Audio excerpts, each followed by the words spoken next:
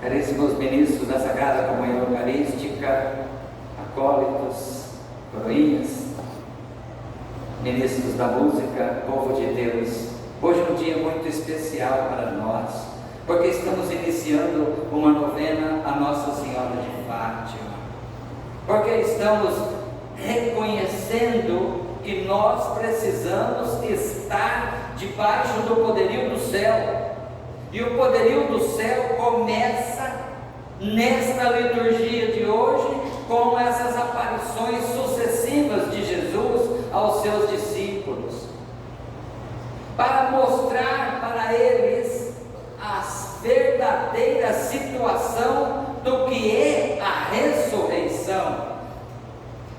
A gente imagina que a gente vai para o céu, ou sei lá, talvez antes de chegar no céu, talvez um purgatório, né, pai? Tem lugar, porque tem coisa que não vai direto. A gente não vai chegar lá meio sujo, a gente precisa ser limpo. E para ser limpo, Deus fez um lugar chamado purgatório. Mas os discípulos estavam abaladíssimos com poucos dias que tinha acontecido a morte de Jesus. Eles estavam muito tristes, e aquilo que entra dentro do nosso coração, que nos deixa tristes, nos deixa meio que cegos. A gente não consegue ver as coisas, ou não escuta. A pessoa fala, você fala, depois a pessoa pergunta, você fala, o que é que você falou? Isso acontece quando a tristeza toma conta da nossa fraqueza. E nós vemos hoje na primeira leitura, tirada dos Atos dos Apóstolos, que eles pregavam Jesus ressuscitado, mas as pessoas que detinham poder prendiam eles, para que eles parassem de falar. E a gente percebe que tudo que é de Deus não acaba nunca, é eterno. Mas se for dos homens, a coisa acaba rápido. Então eles entraram num acordo, e até eles falaram para eles, olha, vocês já vieram diante de nós, já apanharam, já foram presos, e a gente proibiu vocês de falar em nome de Jesus, mas vocês estão enchendo a cidade com a doutrina de Jesus, e ainda querem culpar a gente pela morte desse homem. Eles não falaram nada, foi a consciência deles é que pesava, que eles sabiam que tinha matado o Filho de Deus. Muitas vezes a gente faz as coisas erradas e o nosso subconsciente cobra. E aí os apóstolos não tinham muita certeza da ressurreição de Jesus. Então, neste terceiro domingo do tempo pascal, nós também celebramos hoje a terceira aparição de Jesus. Ele já tinha aparecido 2 vezes. Primeira vez apareceu quando estavam os apóstolos numa sala superior, com as portas fechadas por medo dos judeus. E Jesus entra e se põe no meio deles, e a primeira coisa que Jesus deseja é que a paz esteja com todos nós.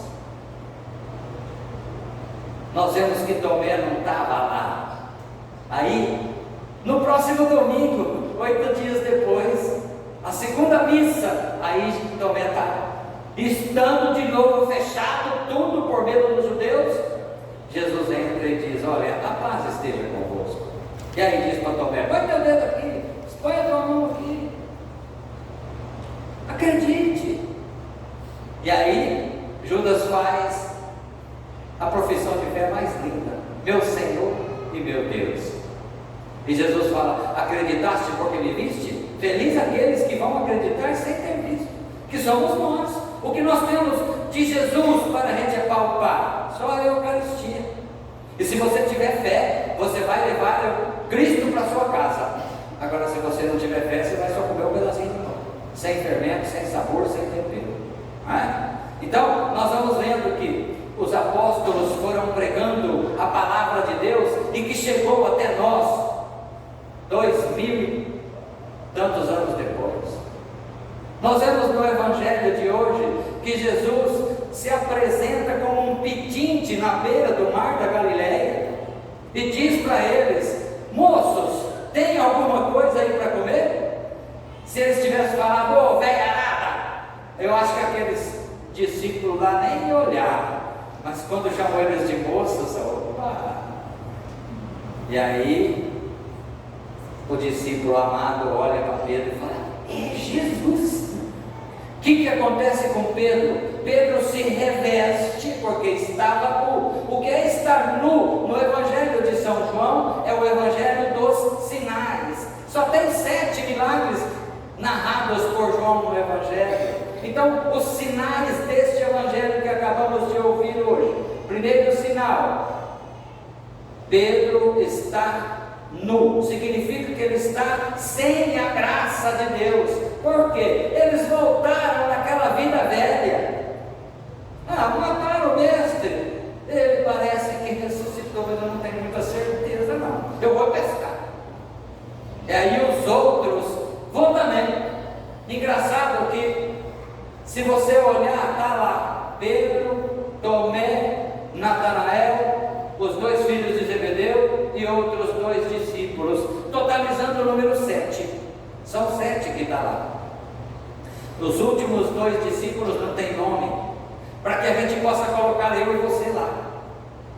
Porque estes 7 foram os discípulos que tiveram problemas de relacionamento com o Senhor. Pedro negou Jesus 3 vezes. Natanael disse: será que lá de Nazaré pode sair alguma coisa que presta? Os filhos de Zebedeu: nós vamos pôr fogo na Samaria. Depois ainda pediram: dá um lugar para nós à direita e à esquerda. Entendeu? Os outros 2 discípulos somos nós, que muitas vezes nós queremos ver para crer. Nós somos os Tomé da humanidade, nós somos os Tomé da atualidade. E aí Pedro, sem a graça de Deus, e o Evangelho diz que eles não pegaram nada naquela noite, pescaram a noite inteira. Noite no Evangelho de São João também é sinal de escuridão, também é sinal de tristeza, também é sinal de falta de fé, é trevas. E eles não pegaram nada porque estavam olhando para o seu próprio umbigo.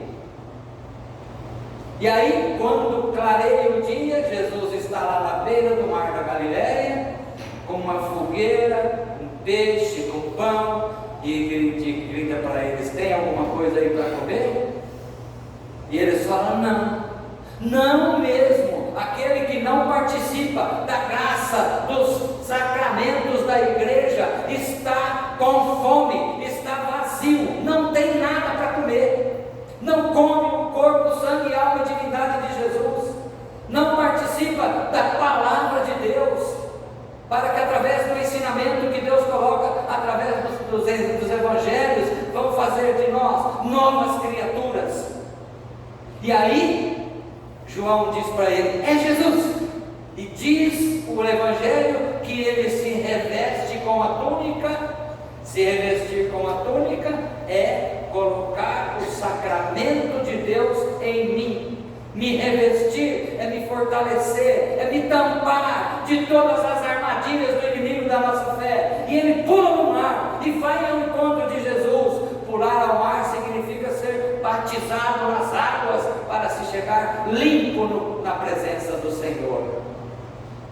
E aí, os outros discípulos, com Pedro junto, não conseguiam arrastar a rede cheia de 153 grandes peixes. Aí Pedro chega até Jesus e ele: que encontro maravilhoso, eu queria estar lá. E Jesus fala para ele: pega alguns peixes que vocês pescaram lá para a gente comer. E Pedro vai lá sozinho e arrasta a rede onde os outros 6 não conseguiam arrastar, e ele arrasta sozinho para a terra.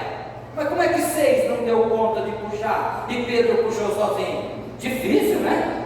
Não é fácil acreditar. Eu falo: o cara que escreveu o Evangelho, será que ele errou? João errou? Não. É que aquele que está com o Senhor, quando ele sai dali para fazer uma obra grande, a igreja vai com ele, o céu vai com ele.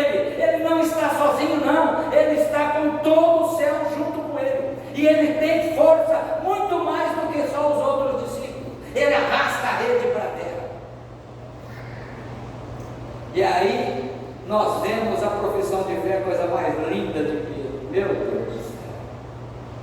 Pedro negou Jesus 3 vezes no sinédrio, diante de uma fogueira.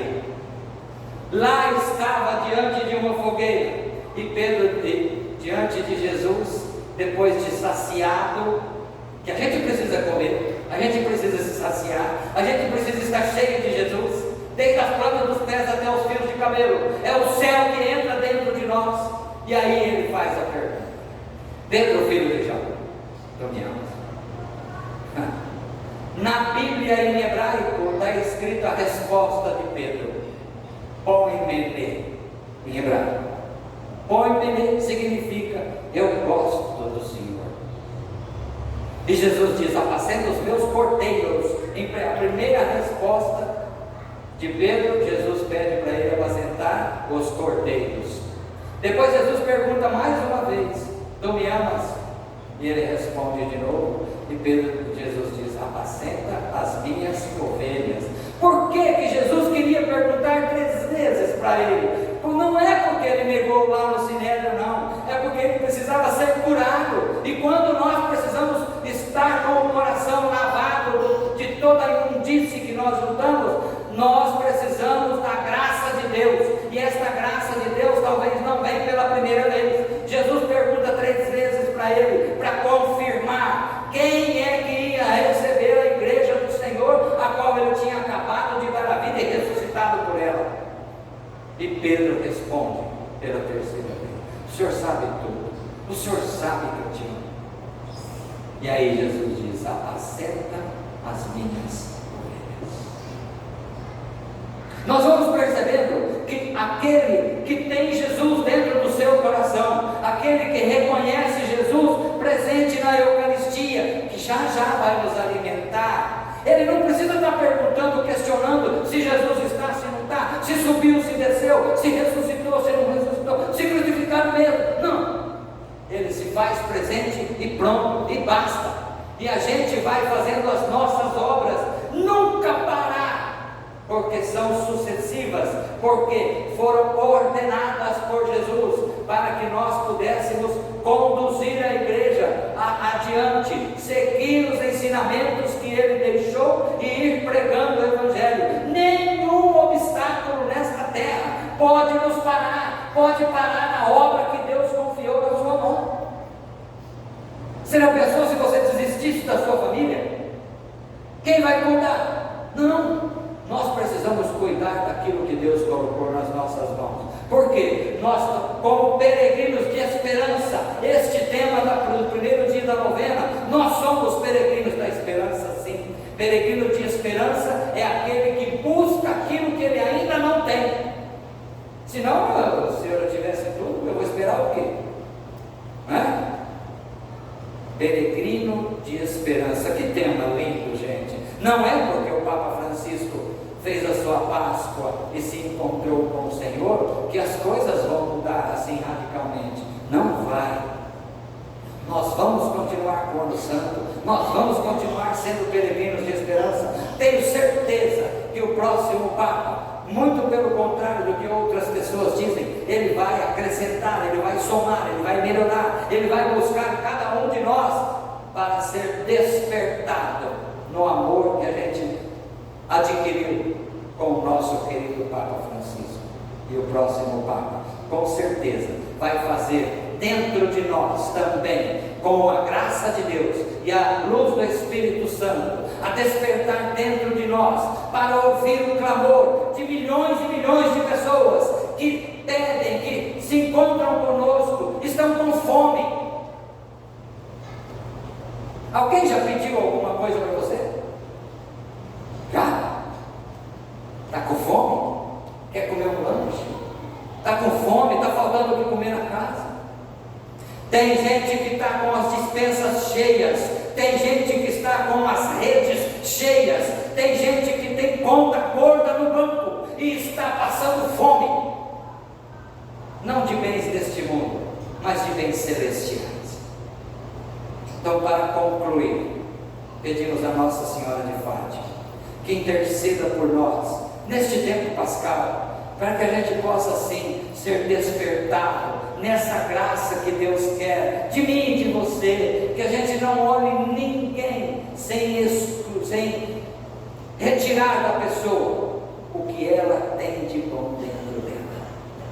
O que você vai pesquisando, pessoas que chegam na sua vida, já aconteceu com a gente, eu tenho certeza que aconteceu com vocês, em cidade grande, a gente às vezes está na avenida, para no farol, vem uma criança, ou vem um grandão lá, que a gente acha que tem mais saúde que nós, e fala assim, ô, dá uma moedinha, e a gente fala assim, não tem, o coxinho do carro está cheio, vai fazer o que com aquilo lá? Sopa? Não, a pessoa já se humilhou a vir pedir, está pedindo uma moeda, não está pedindo uma nota de 100. Deus testa a gente. Se Deus te dá, é para você partilhar. Se Deus concede a você, é para testar o seu coração, para ver até quando você vai esconder aquilo que você não vai levar no teu caixão. No hospital nenhum tem cama de casal, e caixão nenhum tem caixão de casal. Caixão de 2 lugares. Vocês já viram? Caixão de 2 lugares? Já viu? Caixão de 2 lugares? Nem cama de casal não tem no hospital. Por quê? A hora difícil da sua vida você está sozinho, tá? Nem aquela pessoa que pediu uma moedinha para você lá e você deu, e depois foi reclamando que dá dinheiro para comprar pinga, para comprar droga, para comprar isso, para comprar aquilo, então não dá. Não, ame a pessoa. Se você pode dar um punhado de moeda, dá um punhado de moeda, e que ela compre o que ela quiser. Você deu o tratado, a pessoa faz o que ela quiser, pode jogar fora, mas a gente não pode dar e depois julgar. Esse evangelho de hoje vem mostrar para mim e para você que o ressuscitado aparece todo dia na nossa vida, aparece já um monte de vezes, desde o dia que ressuscitou, apareceu para Maria Madalena, apareceu para os discípulos, apareceu para os caminhantes de Emaús, que eram discípulos de Emaús, apareceu para tanta gente, aparece hoje como um pedinte. Sabe lá o que vai aparecer na sua casa hoje? Peça para Ele, Senhor, mexe no meu coração, arranca do meu coração esse coração de pedra, dá um coração macio de carne, onde eu possa perceber a porta do céu abrindo para mim, para eu poder partilhar com os meus irmãos e irmãs aquilo que o Senhor me dá. Amém? Amém. Professando.